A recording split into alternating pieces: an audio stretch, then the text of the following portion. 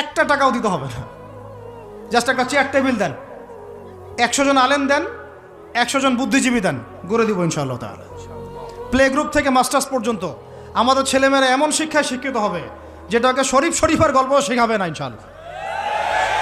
বরং আমার ছেলে পাইলটও হবে, বিমানও চালাবে, আমার ছেলে ইনশাআল্লাহ হাফেজে করানো হবে ইনশাআল্লাহ।